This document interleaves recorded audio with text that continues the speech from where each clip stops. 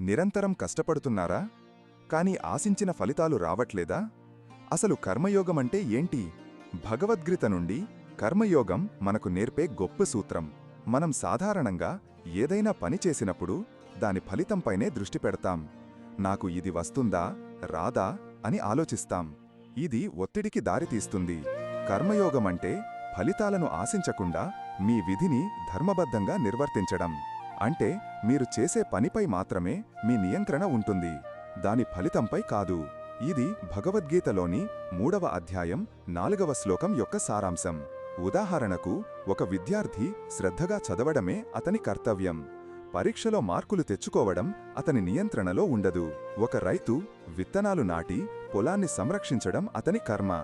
పంట పండటం ప్రకృతి నియంత్రణలో ఉంటుంది. మనం మన పనిని నిస్వార్థంగా, పూర్తి అంకితభావంతో చెయ్యాలి.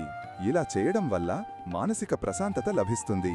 ఫలితాలపై ఆశ లేనప్పుడు వైఫల్యం వచ్చినా నిరాశ చెందరు. విజయం వస్తే అదృష్టంగా భావిస్తారు. ఇది మీ పనితీరును మెరుగుపరుస్తుంది. పని మీదనే దృష్టి పెడతారు, లాభనష్టాలపై కాదు. ఇది నిజమైన స్వేచ్ఛను ఇస్తుంది. కర్మయోగం ఆధునిక జీవితానికి కూడా వర్తించే ఒక శక్తివంతమైన జీవన సూత్రం. దీనిని ఆచరిస్తే ఒత్తిడిని తగ్గించుకొని జీవితాన్ని మరింత ఆనందంగా గడపవచ్చు. మరిన్ని విషయాల కోసం ద హిందూ పాత్ని ఫాలో చేయండి.